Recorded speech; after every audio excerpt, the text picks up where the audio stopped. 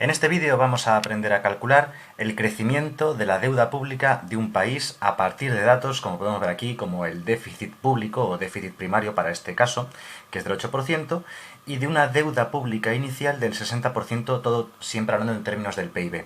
Además nos dicen que el crecimiento del PIB va a ser del 0% y que la inflación esperada para este año va a ser del 3%. Nos preguntan en tres contextos distintos. Si los tipos de interés nominales fuesen del 5%, si el tipo de interés nominal fuese del 3% y si el tipo de interés nominal fuese del 2%. Lo primero, para esto tenemos una fórmula que se llama la fórmula de la dinámica del endeudamiento.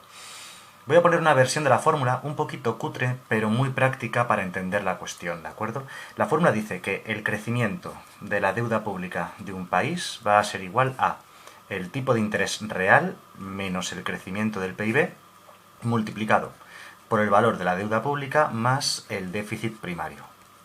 Esta es la fórmula que tenemos que utilizar. Una simple cuestión. El tipo de interés real R, lo voy a poner por aquí, es igual al tipo de interés nominal menos la inflación.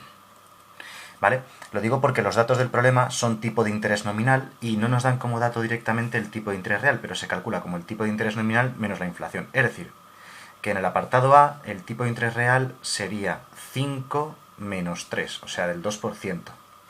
En el apartado B sería 3 menos 3, o sea, del 0%.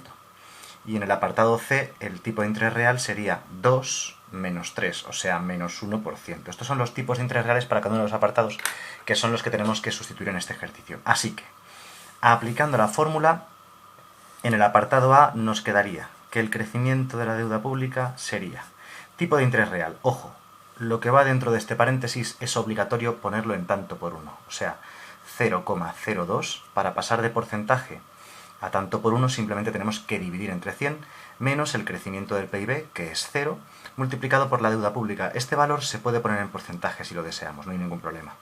Más el valor del déficit, que es del 8%. Bien, así que operamos todo esto, quedaría 0,02 por 60, 0,02 por 60,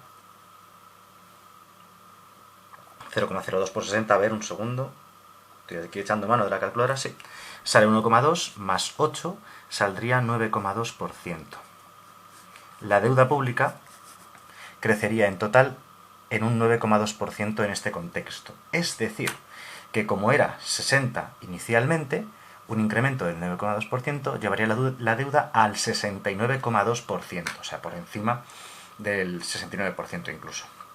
Bien, en el contexto del apartado B, el crecimiento de la deuda pública sería tipo de interés real, que es 0, menos el crecimiento del PIB, que es 0, por 60% más 8%. Total, todo esto vale 0 al multiplicar, más 8%, pues el crecimiento de la deuda pública sería del 8%. Es decir, en el apartado B, la deuda pública pasaría de 60 a 68% del PIB.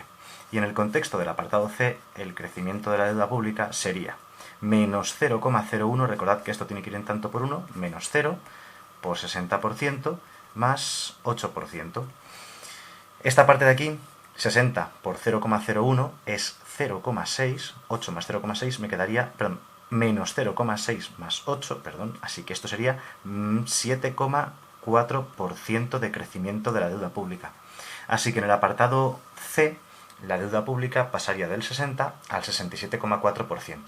Bueno, aquí unos pequeños ejemplos rápidos de cálculo de crecimiento de deuda pública a partir de déficits primarios, deuda pública inicial, crecimiento del PIB e inflación. Y además también con diferentes tipos de interés nominal. Ya digo, esta fórmula no es que sea muy elegante como está redactada, de hecho no es del todo correcta matemáticamente hablando, pero prefiero escribirla así, de forma sencilla, para que la aplicación sea más práctica, ¿no? Realmente ya digo, buscadla por ahí porque no es exactamente así como se debería escribir, pero nos vale para un ejemplo rápido y entenderlo fácilmente.